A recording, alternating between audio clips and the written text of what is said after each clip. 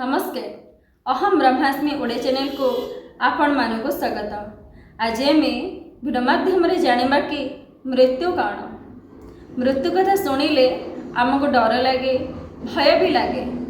अलग शरीर मृत्यु हेले आम कौन फरक पड़ेनि, किंतु निजर मृत्यु कथा भाविदेले डर लगे, भय लगे। जेहेतु ये संसार सहित आम संबंध रही, संसार को त्याग करी मृत्यु प्राप्ति करने को बिल्कुल इच्छा हुए ना। सर्वदा एमती इच्छा हुए कि सर्वदा संसार मुझे रही, तो दिने ना दिने तो मृत्यु निहाती हम। कहीं ना शरीर जेहेतु सृष्टि होती, शरीर तो निहाती नष्ट हम। संसार रे से पदार्थ हो कि वस्तु हो कि व्यक्ति हो, से जहाँ भी हो, जेहेतु तार सृष्टि रही तार दिने ना दिने अंत हम। यही मृत्यु को आमे जेते डरिले भी कौन आमे से मृत्यु को रोकी पारिबा? मृत्यु हेबो नहीं, निहाती हम। किंतु मृत्युर भयर किपरि में मुक्त पाइबा, आज से विषय रे आमे गभीर चर्चा करिबा। कहा जाए बंची थाउ थाउ मरे जे मरिबार मजा पाए से। आमे आज बंची थाउ थाउ निज मृत्यु को अनुभव करिबा। समस्ते तो शेष समय मृत्यु को अनुभव करती, आज आमे बंची थाउ थाउ से मृत्यु को अनुभव करिबा, जहाद्वारा कि मृत्यु प्रति आमर कौन भय रहिबो नाही। आपण समस्ते आखि बुझिकी ध्यानस्थ अवस्था बसंतु एवं मु जो जो वाक्य कहूँ आपण से वाक्य को अनुभव रे लगांतु आ देखिबे जे मृत्यु प्रकृति रे कहार होउची। प्रकृति रे आपण किए से मृत्यु हेले भी आपण भितर किपरि भय डर चिंता आसुना ताहा जानीपारे। कहीं जे पर्यंत आम सत्य देखो न जानिबा, आम भितर भय चिंता डर ये सब रहिबो। किंतु सत्य को जानिले डर भय चिंतार मुक्त है आम आनंद रे जीवन काटिबा। आनंद रे जीवन काटिया मनुष्य शरीर दिया जाइछि, किंतु न बुझिबा हेतु डर भय चिंतार आम जीवन काटि थाउ। आसंतु आमे किसी समय मेडिटेशन करी ता माध्यम रे निजर मृत्यु को आम अनुभव करिबा। समस्ते आखि बंद कर बसंतु। मु जहाँ जहाँ कहूँ ताहाको आपण अनुभव करी करी चलंतु, जानी पारिबे मृत्यु कहार होउची। मृत्युर भयरु मुक्त हेबे। देखंतु आखि मुझिकी कौन देखाउची आपनको? शून्यता, केवल शून्यता। से शून्य स्वरूप ही मो स्वरूप। मो निजो कहे मोची ब्रह्म, मोची आत्मा। प्रकृति रे से आत्मा कौन? प्रकृति रे से ब्रह्म कौन? से होची गोटे शून्य अवस्था। और देखंतु से शून्य अवस्था सबुआड़े भरी होगी रही। जेमिति आकाश सबुआड़े रही, सेमिति देखंतु ये शून्यता सबुआड़े भरी होगी रही। देखंतु ध्यानस्थ अवस्था रे किसी समय अनुभव करंतु।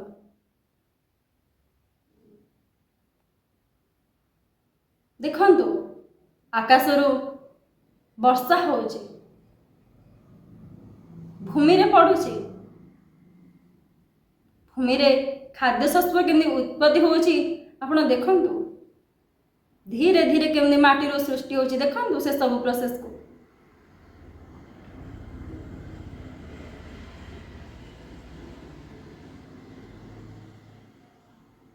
देखंतु ताकू जने केही व्यक्ति अमल करके आणुसंती। देखंतु आखि बंद करिकी ए सबुर अनुभव आपण नियंतु।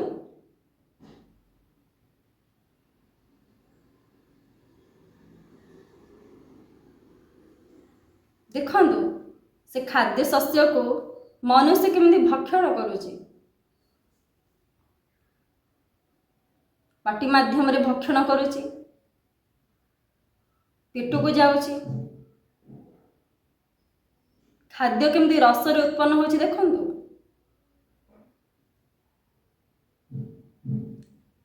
रस रक्त रे उत्पन्न होची, देखंतु।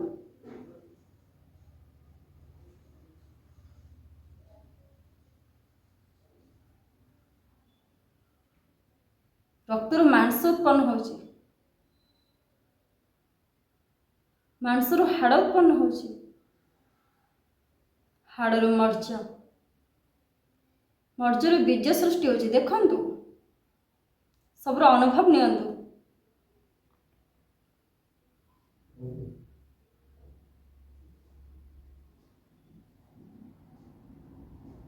ଦେଖନ୍ତୁ ସେ କେମିତି ସେ ବୀଜଟି ଶରୀର ଆକାର ନେଉଛି। ଦେଖନ୍ତୁ,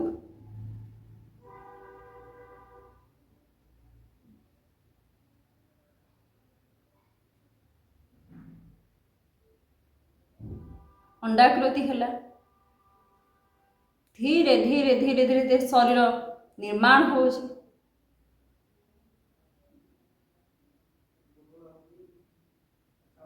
ଧୀରେ ଧୀରେ ସେ ଶରୀର ବଡ଼ ହେବାକୁ ଲାଗୁଛି।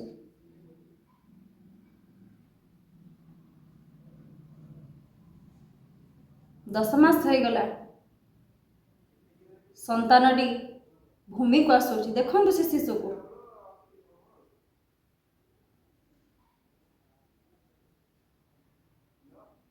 ଦେଖନ୍ତୁ ସେ ଶରୀର ଯେତେବେଳେ ସୃଷ୍ଟି ହେଇଛି ତା ଭିତରେ କିଛି ବି ନାହିଁ। ସ୍ୱଚ୍ଛ ଶରୀର, ସ୍ୱଚ୍ଛ ଇନ୍ଦ୍ରିୟ, ସ୍ୱଚ୍ଛ ମନ, ଆଉ ତା ଭିତରେ କିଛି ବି ନାହିଁ। ଆମ ଭିତରେ ଯେମିତି ବିଚାର ରହିଛି, ଦୁଃଖ ରହିଛି, କଷ୍ଟ ରହିଛି, ଯନ୍ତ୍ରଣା, ରାଗ, ଦେଶ, ହିଂସା, ତା ଭିତରେ କିଛି ବି ନାହିଁ। ଦେଖନ୍ତୁ, ଗୋଟେ ସଫା ମନ, ସଫା ଶରୀର, ସଫା ଇନ୍ଦ୍ରିୟ ହିଁ ଅଛି, ଆଉ କିଛି ନାହିଁ।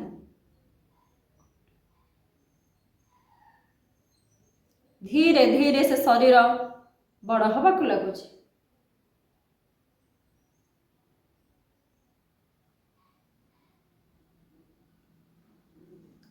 ମା ନିଜକୁ ଦେଖେଇ କହୁଛନ୍ତି ମତେ ମା ଡାକ। ସେ ଡାକି ପାରୁନି, ମାକୁ ଖାଲି ମାଟୁ ମାଟୁକି ଚାହୁଁଛି। ଭୌତିକ ସଂସାରକୁ ବି ସେ ଦେଖୁଛି, କିନ୍ତୁ କ'ଣ ଦେଖୁଛି, କ'ଣ ଶୁଣୁଛି, କ'ଣ ସ୍ୱାଦ ନେଉଛି ସେ ଜାଣିପାରୁନି। ତାର ମନର ନିର୍ମାଣ ହେଇନି। ଦେଖନ୍ତୁ, କୌଣସି ବୃତ୍ତି ତା ଭିତରେ ନାହିଁ। ବାରମ୍ବାର ମା କହିଲା ପରେ ସେ କିଛି ବି ଶବ୍ଦ ଉଚ୍ଚାରଣ କରୁନି। କିଛି ଦିନ ବିତୁଛି, ମା ପୁଣି କହୁଛି ମା ଡାକ। ଧୀରେ ଧୀରେ ସେ ସନ୍ତାନ ମା ଡାକିବା ଆରମ୍ଭ କରୁଛି। ପାଟିରେ ମା ଶବ୍ଦ ବି ଠିକରେ ଉଚ୍ଚାରଣ ସେ କରିପାରୁନି। ଦେଖନ୍ତୁ, ଧୀରେ ଧୀରେ ଧୀରେ ଧୀରେ ସେ ମା ଶବ୍ଦକୁ ପୂର୍ଣ୍ଣ ରୂପେ ଉଚ୍ଚାରଣ କରୁଛି। ମା ଧୀରେ ଧୀରେ ଭୌତିକ ପଦାର୍ଥ ବସ୍ତୁକୁ ଦେଖି ଚିହ୍ନଟ କରୁଛନ୍ତି।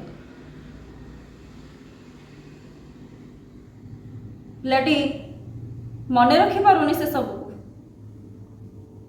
ବାରମ୍ବାର ଚିହ୍ନିଲା ପରେ ଯାଇକି ସେ ମନେ ରଖିବାକୁ ପ୍ରୟାସ କରୁଛି। ଉଚ୍ଚାରଣ ଠିକରେ ଆସୁନି ତାକୁ, ଠିକସେ ସେ କହିପାରୁନି। ଦେଖନ୍ତୁ, ସବୁର ଅନୁଭବ ନିଅନ୍ତୁ ଆଖି ବୁଜିକି।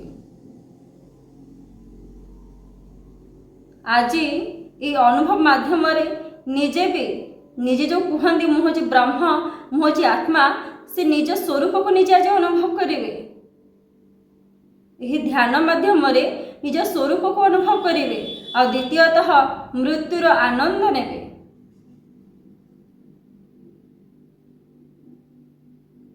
ଦେଖନ୍ତୁ, ସେ ଶରୀର ଧୀରେ ଧୀରେ ବଡ଼ ହେଉଛି।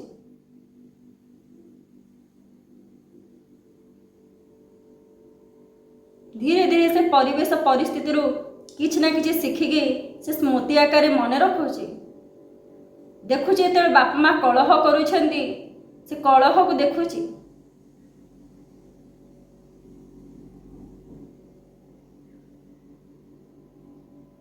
କୋଉଠି ମାରପିଟ ହେଲା, ସେ ତାକୁ ବି ଶିଖୁଛି। ଦୁଷ୍ଟ ହେଉଛି, ମା ତାକୁ ବାଡ଼ି ଦେଖାଉଛନ୍ତି, ତା ଭିତରେ ଭୟ ସୃଷ୍ଟି ହେଉଛି। ଦେଖନ୍ତୁ, ତା ଭିତରେ କିଛି ନଥିଲା, ଦେଖନ୍ତୁ କେମିତି ଭୟ ସୃଷ୍ଟି ହେଉଛି। ସେ କୌଣସି ଏକ ପଦାର୍ଥକୁ ଧରିଛି, ତାଠୁ ଜଣେ କିଏ ଛଡ଼େଇ ନେଉଛନ୍ତି, ତା ଭିତରେ ଆସକ୍ତି ସୃଷ୍ଟି ହେଉଛି, ରାଗ ସୃଷ୍ଟି ହେଉଛି। ଦେଖନ୍ତୁ କେମିତି ତା ଭିତରେ ସବୁ ସୃଷ୍ଟି ହେଉଛି। ଅନ୍ୟମାନଙ୍କୁ ଦେଖିକି ସେ କେମିତି ଅନୁକରଣ କରୁଛି। ଦେଖନ୍ତୁ, ଧୀରେ ଧୀରେ ସେ ପିଲାଟି ବିଦ୍ୟାଳୟକୁ ଯାଉଛି। ଦେଖନ୍ତୁ, विद्यालय से किसी ना किसी शिखुची, पाठ ठीक से पढ़ुनी तो तार गोटे भय ता भीतर सृष्टि होची, पाठ न पढ़िले सर बाड़ेबे। अन्य सांगसाथी ठार से किसी ना किसी शिखुची। देखु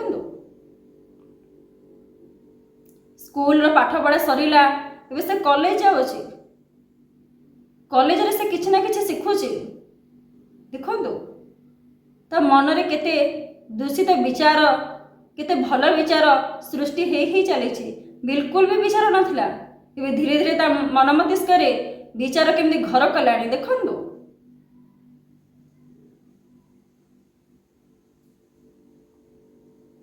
पाठ पढ़ा सरला, वर्तमान से चाकरी करुच्ची। देखु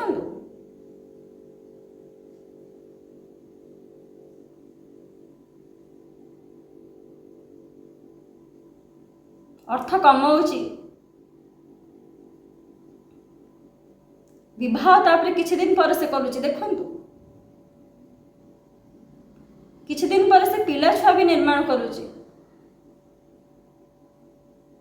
धीरे धीरे ता बयस प्रवाहित होउची, से धीरे धीरे वृद्धावस्था गति करुच्ची। शरीर रोगग्रस्त होउची,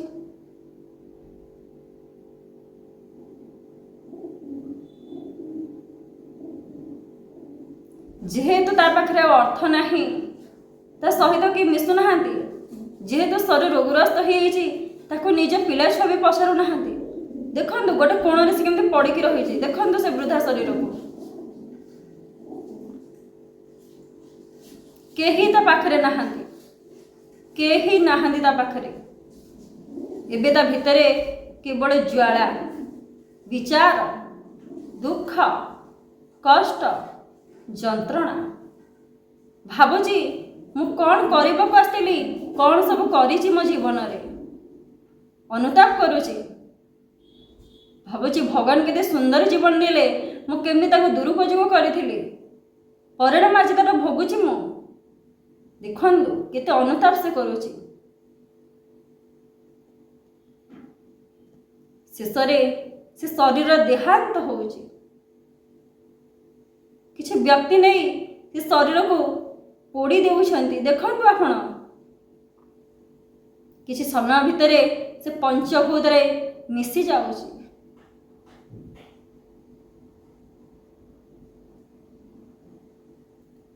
ये जो भी आपण अनुभूति नउछंती तो देखंतु एठी कोन हैला ना पंचभूत रे गोटे शरीर आकार नेला, से आकार पुणी पंचभूत रे मिसी गला।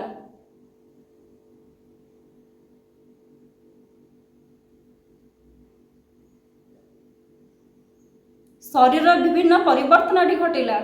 बाल्य अवस्था परिवर्तन हैला, परिवर्तन मृत्यु भी हमें कहि परिबा।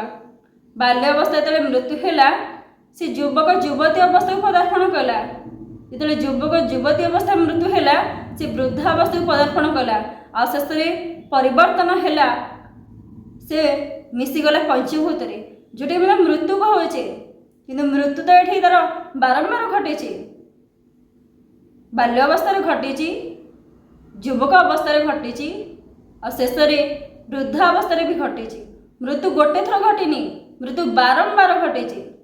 परिवर्तन होची मृत्यु, और शेष से मिसी जाउची तो से देखंतु पंचभूत ही मिसी जाउची। खाद्य ही गोटे शरीर रूप निर्माण होची। खाद्य कोड आसिला, पंचभूत रु आसिला। से पंचभूत ही खाद्य, से खाद्य माध्यम रे से गोटे शरीर निर्माण करुची। आ सेथरे पंचभूत ही रही, आ किछि भी नाही। आ से पंचभूत गोटे रूप रे गोटे परिवर्तन घटी, से पंचभूत रे से मिसी जाउची। तो आपण एठी निजे गोटे जिनस अनुभव करथिबे, एमती लागिला कि जेमती गोटे द्रष्टा भाव रे देखुची, मोर कौनसी परिवर्तन होनी। शरीर परिवर्तन दे गति कला, किंतु मोर तो कौनसी परिवर्तन हैला नाही। मु जेमिति को सेमिति रही। शरीर वृद्धा हैला, शरीर युवक हैला, किंतु मु तो किछि हेलिनी। सब आधार चले, किंतु कौनसी परिवर्तन हैनी। ଯେତେବେଳେ ମୃତ୍ୟୁ ହେଉଛି ଆମେ ଦେଖୁଛେ ସିଏ ପଞ୍ଚଭୂତ ଗୋଟେ ଆକାର ନେଇଥିଲା, ପଞ୍ଚଭୂତ ହିଁ ମିଶିଗଲା। ମୋର ମୃତ୍ୟୁ ହେଲା ଭଳିଆ ଲାଗିଲାନି, ଗୋଟେ ଆକାର ହିଁ ମିଶିଗଲା ପଞ୍ଚଭୂତରେ। ଏମିତି ଲାଗିଲା କି ମୁଁ ମରିଗଲା ଭଳିଆ। ଆଉ ସେଠି ଭୟ ଥିଲା କି? ଯେତେବେଳେ ଅନୁଭବ ନଥିଲେ ସେଠି ଭୟ ଚିନ୍ତା କିଛି ଥିଲା କି? କିଛି ବି ନଥିଲା। ଏ ଅନୁଭବରେ ଆପଣ ଅନେକ ଶିକ୍ଷା ଗ୍ରହଣ କଲେ। ଗୋଟେ ହେଉଛି ନିଜକୁ ଅନୁଭବ କଲେ, ମୁଁ ହେଉଛି ସେ ଶୂନ୍ୟ ଶକ୍ତି, ଯାହାକୁ ଆମେ ବ୍ରହ୍ମ କୁହନ୍ତି, ଯାହାକୁ ଆମେ ଆତ୍ମା ବୋଲି କୁହନ୍ତି। ଆତ୍ମା ହେଉଛି ଗୋଟେ ଶୂନ୍ୟ ଶକ୍ତି, ଯାହାର ଆକାର ନାହିଁ, ଆକୃତି ନାହିଁ, ରଙ୍ଗ ରୂପ କିଛି ବି ତାଙ୍କର ନାହିଁ। ସିଏ ଗୋଟେ ଶୂନ୍ୟ। ଯେମିତି ଆକାଶ ଚାରିଆଡ଼େ ଖେଳି ହେଇକି ରହିଛି, ମାଟି ଚାରିଆଡ଼େ ରହିଛି, ସେମିତି ଶୂନ୍ୟ ଶକ୍ତି ସବୁଆଡ଼େ ପରିପୂର୍ଣ୍ଣ ହେଇକି ରହିଛନ୍ତି। ଆଉ ମୁଁ ହେଉଛି ସେହି ଶୂନ୍ୟ ଶକ୍ତି। ପଞ୍ଚଭୂତ ଗୋଟେ ଆକାର ନେଉଛି, କିଛି ପରିବର୍ତ୍ତନ ଘଟୁଛି, ସେ ପୁଣି ପଞ୍ଚଭୂତରେ ମିଳେଇ ଯାଉଛି, କିନ୍ତୁ ମୋର କୌଣସି ପରିବର୍ତ୍ତନ ଘଟୁନି। ମୁଁ ଦ୍ରଷ୍ଟା ଭାବରେ ସେମିତି ଦେଖୁଛି, ମୋର କିଛି ବି ତା ସହିତ ସମ୍ପର୍କ ନାହିଁ ଶରୀର ସହିତ। କିନ୍ତୁ ଯେହେତୁ ମୋ ଶରୀରକୁ ନିଜର ବୋଲି ମାନି ନେଉଛି, ତ ମୋତେ ଲାଗୁଛି କି ଶରୀର ମୃତ୍ୟୁ ହେଲେ ମୋର ମୃତ୍ୟୁ ହେଉଛି। କିନ୍ତୁ ଆପଣ ଏଠି ଅନୁଭବ କଲେ ପ୍ରକୃତିରେ ମୋର ମୃତ୍ୟୁ ହେଉନି। ମୃତ୍ୟୁ ହେଉଛି ଶରୀରର, ମୃତ୍ୟୁ ହେଉଛି ପଞ୍ଚଭୂତର। ମୃତ୍ୟୁ ଅର୍ଥ ହେଉଛି ପରିବର୍ତ୍ତନ। ସେ ବାଲ୍ୟ ଅବସ୍ଥାରେ ବି ମୃତ୍ୟୁ କଲା, ଯୁବକ ଯୁବତୀ ଅବସ୍ଥାରେ ବି ମୃତ୍ୟୁ କଲା, ଏବଂ ବୃଦ୍ଧ ଅବସ୍ଥାରେ ବି ସେ ମୃତ୍ୟୁ କଲା। ମୃତ୍ୟୁ ପ୍ରତ୍ୟେକ ସମୟରେ ହେଉଛି, ପ୍ରତ୍ୟେକ ଦିନ ହେଉଛି, ପରିବର୍ତ୍ତନ ହିଁ ମୃତ୍ୟୁ। କିନ୍ତୁ ଏଇଟା ଆମେ ଜାଣିପାରନ୍ତିନି, କାହିଁକି ନା ଆମେ ଅଜ୍ଞାନରେ ରହିଛନ୍ତି। ଯେତେବେଳେ ଆମେ ପ୍ରକୃତିରେ ନିଜକୁ ବାସ୍ତବରେ ଅନୁଭବ କରିପାରିବା, ଆପଣ ଜାଣିପାରିବେ ମୃତ୍ୟୁ ପ୍ରତ୍ୟେକ ଦିନ ହେଉଛି, ପ୍ରତ୍ୟେକ ଦିନ ପରିବର୍ତ୍ତନ ହେଉଛି। ଆଉ ଦିନ ଆସୁଛି ସମ୍ପୂର୍ଣ୍ଣ ରୂପେ ସେ ମିଶି ଯାଉଛି, ସମ୍ପୂର୍ଣ୍ଣ ରୂପେ ସେ ପରିବର୍ତ୍ତନ ହେଉଛି। କିନ୍ତୁ ମୁଁ ତାଠାରୁ ଅଲଗା। କି ଜଣେ ଦ୍ରଷ୍ଟା ରୂପରେ ତାକୁ ଦେଖୁଛନ୍ତି, ମୁଁ ହେଉଛି ସେଇ ଦ୍ରଷ୍ଟା। ମୁଁ ନିଜକୁ ଶରୀର ବୋଲି ଜ୍ଞାନ କରିବା ହେତୁ ମୁଁ ଶରୀର ସହିତ ସଂସାର ସହିତ ମିଶି ଯାଉଛି। କିନ୍ତୁ ଯେତିକି ସମୟ ପାଇଁ ଆପଣ ଦେଖିଲେ ଏ ଶରୀର ଆସିଥିଲା, ତାର ଶ୍ରେଷ୍ଠ କର୍ତ୍ତବ୍ୟ ଥିଲା ନିଜ ସ୍ୱରୂପକୁ ଅନୁଭବ କରି ସଂସାରରେ ଯେଉଁ କାର୍ଯ୍ୟ ରହିଛି ତାର ଶରୀର ମାଧ୍ୟମରେ ସେ ପ୍ରକୃତ କାର୍ଯ୍ୟ କରିଥାନ୍ତା। କିନ୍ତୁ ନିଜକୁ ନ ବୁଝି କେତେବେଳେ ଆସକ୍ତି, କେତେବେଳେ ଲୋଭ, କେତେବେଳେ ଝଗଡ଼ା, କେତେବେଳେ ଦୁଃଖ, କେତେବେଳେ ସୁଖ, ଅନ୍ୟାନ୍ୟ କାର୍ଯ୍ୟରେ ସେ ଲିପ୍ତ ହୋଇଗଲା। ସଦାସର୍ବଦା ସେ ଚିନ୍ତିତ ରହିଲା। କିନ୍ତୁ ଆପଣ ସେଠି ଦେଖିଲେ ଗୋଟେ ସ୍ୱଚ୍ଛ ଶରୀର ଆସିଲା, ଗୋଟେ ସ୍ୱଚ୍ଛ ଇନ୍ଦ୍ରିୟ ଆସିଲା, ସ୍ୱଚ୍ଛ ମନ ହିଁ ଆସିଲା। କିନ୍ତୁ ଆମେ କ'ଣ କଲେ? ପରିବେଶ ପରିସ୍ଥିତି ଦେଇ ତାକୁ ଆମେ ଦୂଷିତ କରି ଚାଲିଲେ। ଶେଷରେ ତାର ଫଳାଫଳ ଆମେ ଭୋଗ କଲେ। ପ୍ରତ୍ୟେକ ଦିନ ବିଚାରରେ ଛନ୍ଦି ହେଲେ। ବିଚାର ଆମକୁ ଏତେ କଷ୍ଟ ଦେଲା, ଆମେ ଶେଷରେ କ'ଣ କରୁଛନ୍ତି ନା ଡିପ୍ରେସନକୁ ଯାଉଛନ୍ତି, ବ୍ଲଡ଼ ପ୍ରେସର ହାଇ ହେଇଯାଉଛି ଏବଂ ସେ ବିଚାରକୁ ସହି ନ ପାରି ବେଳେବେଳେ ସୁଇସାଇଡ୍ କରୁଛନ୍ତି। ଦେଖନ୍ତୁ ସେ ଶରୀର ପଞ୍ଚଭୂତ ଯେତେବେଳେ ସୃଷ୍ଟି ହେଲା ପୁରା ସ୍ୱଚ୍ଛ ଥିଲା, ଇନ୍ଦ୍ରିୟ ମନ ସବୁ କିଛି ସ୍ୱଚ୍ଛ ଥିଲେ। ତ ଏଇ ପରିବେଶ ପରିସ୍ଥିତି ହିଁ ତାକୁ ବିଗାଡ଼ିଲା। ଯେଉଁ କର୍ତ୍ତବ୍ୟ କର୍ମ କରିବାର ଥିଲା ସେଥିରୁ ସେ ବଞ୍ଚିତ ହେଲା, ଯେଉଁ ସୁଖ ଆନନ୍ଦ ସେ ନେବାର ଥିଲା ସେଥିରୁ ସେ ବଞ୍ଚିତ ହେଲା। ଆପଣ ଦେଖନ୍ତୁ ଗୋଟେ ଫୁଟବଲ ପଡ଼ିଆରେ ଫୁଟବଲ ଖେଳାଯାଉଛି, ଦୁଇପଟେ ଖେଳାଳି ଖେଳୁଛନ୍ତି। ଯିଏ ଦ୍ରଷ୍ଟା ଭାବରେ ରହିଛି ସିଏ ତାର ଆନନ୍ଦ ନେଉଛି, କିନ୍ତୁ ଖେଳାଳିଙ୍କ ଭିତରେ ଝଗଡ଼ା ଚାଲିଛି। ଆମ ଟିମ୍ ଜିତିବ, ସିଏ କହୁଛି ଆମ ଟିମ୍ ଜିତିବ। ସେମାନେ ଖେଳର ମଜା ନେଇ ପାରୁନାହାନ୍ତି, ତାଙ୍କର ଜିତିବା ହାରିବା ଉପରେ ବିଚାର ଚାଲିଛି। କିନ୍ତୁ ଯିଏ ଦ୍ରଷ୍ଟା ଭାବରେ ଦେଖୁଛନ୍ତି ସିଏ ତାର ଆନନ୍ଦ ନେଉଛନ୍ତି, ସେ ଖେଳର ଅନୁଭବ ନେଉଛନ୍ତି। ଆଙ୍କ ଭିତରେ ଝଗଡ଼ା ଚାଲିଲା କି କ'ଣ ହେଲା ତାଙ୍କୁ କିଛି ବି ଫରକ ପଡ଼ୁନି, ସେ ଖେଳର ଆନନ୍ଦ ନେଉଛନ୍ତି। କିନ୍ତୁ ଯିଏ ଖେଳୁଛି ସେ ଝଗଡ଼ୁଛନ୍ତି। ସେମିତି ଆପଣ ଯେତେବେଳେ ଦ୍ରଷ୍ଟା ଭାବରେ ଏ ଶରୀରକୁ ଦେଖିବେ, ଶରୀରର ଆନନ୍ଦ ନେବେ, ସଂସାର ଆନନ୍ଦ ନେବେ। ଯଦି ଶରୀର ସଂସାର ସହିତ ଭିଜିଯିବେ ତାହେଲେ ସେ ଆନନ୍ଦକୁ ନେଇପାରିବେନି। ଆପଣ ଦ୍ରଷ୍ଟା, ଶରୀରର ଦ୍ରଷ୍ଟା, ଇନ୍ଦ୍ରିୟର ଦ୍ରଷ୍ଟା, ମନର ଦ୍ରଷ୍ଟା। ଶରୀରର ଭିନ୍ନ ଭିନ୍ନ ପରିବର୍ତ୍ତନକୁ ଆପଣ ହିଁ ଦେଖୁଛନ୍ତି, ଇନ୍ଦ୍ରିୟର ଭିନ୍ନ ଭିନ୍ନ ପରିବର୍ତ୍ତନକୁ ଆପଣ ହିଁ ଦେଖୁଛନ୍ତି, ମନର ଭିନ୍ନ ଭିନ୍ନ ବିଚାର ମାଧ୍ୟମରେ ଯେଉଁ ପରିବର୍ତ୍ତନ ଘଟୁଛି ଆପଣ ନିଜେ ହିଁ ସେସବୁ ଦେଖୁଛନ୍ତି। କିନ୍ତୁ ଜାଣିପାରୁନାହାନ୍ତି ଏଥିପାଇଁ ଯେ ଆପଣ ଏ ତିନୋଟି ସହିତ ନିଜକୁ ଶରୀର ବୋଲି ଜ୍ଞାନ କରିଦେଇଛନ୍ତି। ଯେତେବେଳେ ଶରୀର ଭାବରୁ ମୁକ୍ତ ହେବେ ଏ ତିନୋଟିକୁ ଅଲଗା ଦେଖିବେ। ଏ ସର୍ବଦା ପରିବର୍ତ୍ତନ ହେଉଛି। ଆଉ ଯିଏ ପରିବର୍ତ୍ତନ ହେଉଛି ସେ ହେଉଛି ଅନାତ୍ମା, ସେ ହେଉଛି ସଂସାର, ସେ ହେଉଛି ପଞ୍ଚଭୂତ। ଏ ପରିବର୍ତ୍ତନ ହେବେ, କିନ୍ତୁ ଆପଣ ଯେ ଶୂନ୍ୟ ଶକ୍ତି କେବେ ବି ପରିବର୍ତ୍ତନ ହେବେନି। ଇଏ ହେଉଛି ସଂସାରର ଦିବ୍ୟ ଅନୁଭୂତି। ଏହି ଅନୁଭୂତିକୁ ନେବା ପାଇଁ ଏ ମନୁଷ୍ୟ ଶରୀର ଦିଆଯାଇଛି, କିନ୍ତୁ ଆମେ ଏତିକି ନ ବୁଝିବା ହେତୁ ଏଥିରୁ ବଞ୍ଚିତ ହେଉଛନ୍ତି। ଦେଖନ୍ତୁ, ସଫା ହେଇ ଗୋଟେ ଶରୀର ଆସିଲା, ଗୋଳିଆ ହେଲା, ନଷ୍ଟ ହେଇଗଲା, ତା ମୂଲ୍ୟ କିଛି ରହିଲା କି? କିଛି ବି ରହିଲାନି। ଯେମିତି ଶରୀରଟି ଥିଲା, ଯେମିତି ମନଟି ଥିଲା, ଯେମିତି ଇନ୍ଦ୍ରିୟଟି ଥିଲା, ଯଦି ସେଇଭଳି ସେ ରଖିଥାନ୍ତା, ଜୀବନ ସାରା ଆନନ୍ଦ ନେଇଥାନ୍ତା ଏବଂ ଶେଷରେ ସେ ଶରୀର ଯେଉଁ ମୃତ୍ୟୁ ହେଲା ଖାଲି ମୃତ୍ୟୁ ହିଁ ହେଇଥାନ୍ତା। ମାନେ ଯେଉଁ ଗୋଳିଆ ହେଇକି ମୃତ୍ୟୁ ହେଲେ ଗୋଳିଆ ହେଇକି ନ ହେଇକି ସଫା ଶରୀର ହିଁ ମୃତ୍ୟୁ ହେଇଥାନ୍ତା। ତ ଶରୀର ମୃତ୍ୟୁ ହୁଏ, ଶରୀର ଜନ୍ମ ନିଏ, କିନ୍ତୁ ମୋର ଜନ୍ମ ନାହିଁ। ବାରମ୍ବାର ଗୀତାରେ କୁହାଯାଇଛି, ଭାଗବତରେ ବି କୁହାଯାଇଛି, ଆତ୍ମାର ଜନ୍ମ ମୃତ୍ୟୁ ନାହିଁ, ଦେହର ବିଲକ୍ଷଣ ସେହି। ତ ଆତ୍ମାଙ୍କର ବିଲକୁଲ ବି ଜନ୍ମ ମୃତ୍ୟୁ ନାହିଁ। କୌଣସି ଅବସ୍ଥାରେ ପରିବର୍ତ୍ତନ ହେଉନାହାନ୍ତି। ଶରୀର ବଢ଼ୁଛି କିନ୍ତୁ ଆତ୍ମଶକ୍ତି ତ ବଢ଼ୁନି। ଶରୀର ପରିବର୍ତ୍ତନ ହେଉଛି, ଆତ୍ମଶକ୍ତି ତ ପରିବର୍ତ୍ତନ ହେଉନି। ସେଇ ଚେତନା ସ୍ୱରୂପ, ସେଇ ବ୍ରହ୍ମ ସ୍ୱରୂପ ଆପଣ ନିଜକୁ ନିଜେ ଭୁଲି ଯାଇ ନିଜକୁ ଶରୀର ବୋଲି ଜ୍ଞାନ କରୁଛନ୍ତି। ରକ୍ତ ମାଂସ ହାଡ଼ର ଶରୀର ବୋଲି ନିଜକୁ ଜ୍ଞାନ କରୁଛନ୍ତି। ଫଳସ୍ୱରୂପ ଚିନ୍ତା, ଦୁଃଖ, କଷ୍ଟ ଏହିସବୁଥିରେ ଜୀବନଯାପନ କରୁଛନ୍ତି। ଏଥିପାଇଁ ମନୁଷ୍ୟରେ ଦିଆଯାଇନଥିଲା କେବଳ ପରମାନନ୍ଦକୁ ଅନୁଭବ କରିବା ପାଇଁ, ସଂସାର ଲୀଳାକୁ ଅନୁଭବ କରିବା ପାଇଁ। ଆପଣ ଦ୍ରଷ୍ଟା ହେଇକି ଶରୀରର ସଂସାର ଖେଳକୁ ଅନୁଭବ କରିବା ପାଇଁ ଦିଆଯାଇଥିଲା। ଆପଣ କେବଳ ଦେଖିଥାନ୍ତେ ସେ କେମିତି ଖେଳୁଛନ୍ତି, କିନ୍ତୁ ଯେତେବେଳେ ଭିଜିଗଲେ ତ ଖେଳର ଅନୁଭବ ନେଇପାରିଲେନି, କେବଳ ଦୁଃଖ, କଷ୍ଟ, ଯାତନା। ତ ଯଦି ଆମେ ସେ କ୍ରିକେଟ ଖେଳ ହେଉ କି ଫୁଟବଲ ଖେଳ ହେଉ, ଆମେ ଦ୍ରଷ୍ଟା ବୋଲି ଦେଖିବା ତ ଆନନ୍ଦ ନେବା।